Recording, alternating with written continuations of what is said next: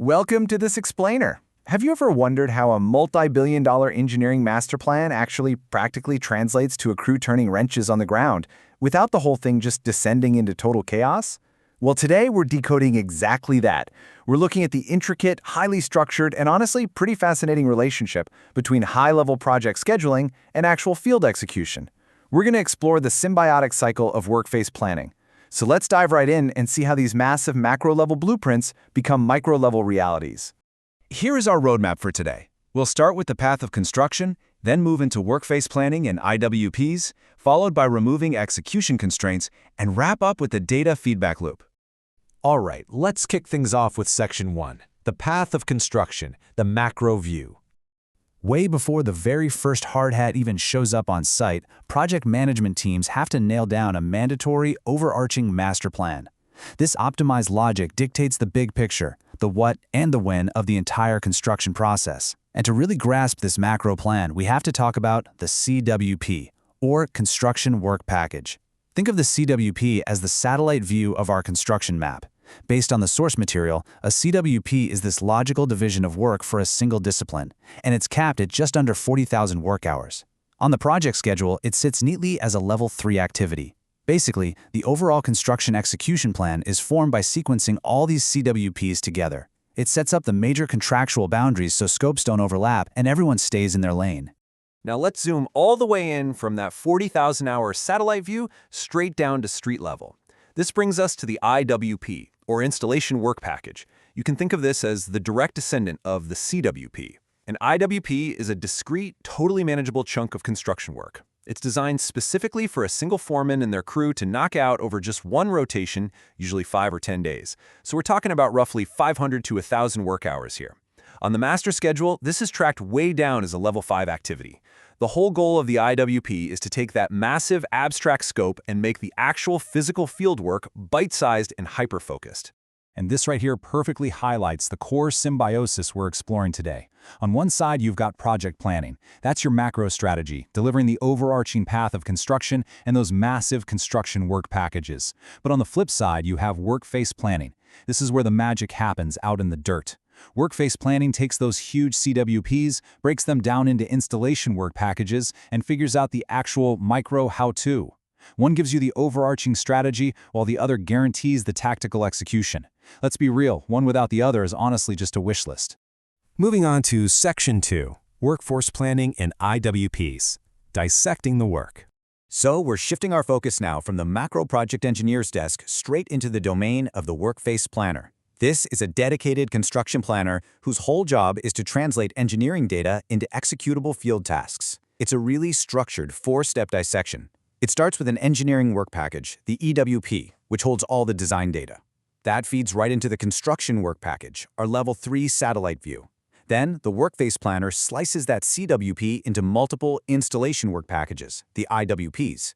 And finally, the foreman takes that IWP and breaks it down into a daily plan. This progressive elaboration is absolutely crucial. It's how a massive, multi-year, multi-billion-dollar project gets smoothly digested into actionable daily tasks for a single crew. Now, what's really wild is how absolute this rule is. The execution manual is incredibly explicit about this. All direct work will be executed from an IWP, no exceptions. The workface planner builds these packages specifically so the crew can work efficiently. No overlapping, no second guessing, and definitely no waiting around. If the work isn't in an IWP, the tools literally do not get picked up. It is the definitive, unquestionable playbook for the field. Which brings us to Section 3, removing execution constraints, clearing the path. Having a great playbook is awesome, but it doesn't mean much if there are hurdles all over the field. In construction, constraints are the hidden villains of productivity. The foundational assumption in workface planning is that an IWP is held back from execution until every single information, tool, material, and access issue has been 100% resolved. To defeat these villains, planners use an 8-week rolling wave timeline. At the 8-week mark, a CWP is dissected into IWPs. Then week by week, constraints are methodically checked off and cleared out. 6 weeks out, documents are confirmed. 5 weeks, prerequisite work verified. 4 weeks, scaffolding requested, tools and resources locked in. This methodical countdown ensures that by the time we hit week 1, the path is wide open for execution. And what exactly are we talking about when we say constraints? Well, the Workface Planner is basically systematically attacking a massive checklist. They have to verify they have the exact right drawings and documents. They need to ensure bulk materials are allocated. Are the scaffolds built? Are the specialized tools and cranes actually available? Has safety and quality control signed off? Is the physical access clear? Think of the Workface Planner as a snowplow, just pushing all these hurdles completely out of the way. Because of them, when the craftsperson arrives on Monday morning, they have literally everything they need to perform quality work safely and efficiently. To manage all this visually, planners use a really strict color coding lifecycle. When the major constraints, like documents and materials, are removed, the IWP is tagged as yellow. This means, hey, it's getting closer, but it still requires the removal of coordination constraints, like safety reviews or getting those scaffolds built.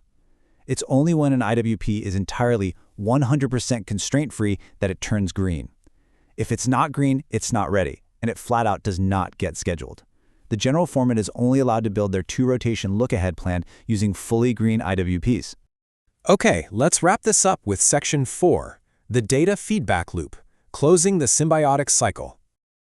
So we've seen how the macro plan flows all the way down into micro execution. But here's the million-dollar question. How does it build back up? Once you've handed off these perfectly crafted green IWPs to the field, how do you track real-time progress and immediately flag any unforeseen barriers? Because honestly, without an answer to this, your beautifully optimized macro schedule is just a fantasy. The answer lies in short interval planning and a totally rigid daily rhythm. Every day, at 7 a.m. and 7 p.m., daily crossover meetings mobilize the foreman's daily plan. The foreman develops their plan right before the shift, the crew executes the work, and then by the end of the shift, they document the daily progress, the exact time burned, and crucially, any barriers they hit. This real-world data is then immediately fed straight back into payroll, barrier action logs, and project controls. The unsung hero making this all possible is the Foreman's Daily Plan, or FDP. It's way more than just a daily to-do list. It's a dynamic data collection tool. By logging the actual workforce present, the planned tasks, and the actual time burned at the end of the shift, the foreman creates a direct, undeniable correlation between work, time, and cost. And the efficiency here is just staggering. This one single iPad screen, or sometimes a sheet of paper, instantly feeds the beast of the massive master schedule. It single-handedly satisfies the base data requirements for the entire project controls team up at the macro level. But let's be real, things out there go wrong. The FDP tracks this through what they call barriers. A barrier is very specifically defined as any occurrence that creates a deviation from the daily plan, and it's measured strictly in total hours of unproductive time. So if a forklift breaks down, the weight of that barrier is the exact time between when work stops and when meaningful work resumes. These are tracked using highly specific delay codes. Project Control summarizes these codes every week, and then they assign accountable personnel to actually resolve them in stewardship reports. It creates immediate transparency and forces rapid problem solving. Which leaves us with this final critical thought. If your macro-level schedule isn't dynamically talking to your micro-level field execution, are you really planning or are you just guessing? The blueprint only becomes reality when the two are in perfect symbiosis. Workface planning isn't just about creating tidy packages of work, it's about establishing a living, breathing cycle of communication. The planners clear the path, the field executes, and the field immediately feeds real-time reality back to the planners. Thank you so much for joining me on this explainer. I hope you found this breakdown as fascinating as I did. Keep learning, and I'll catch you on the next one.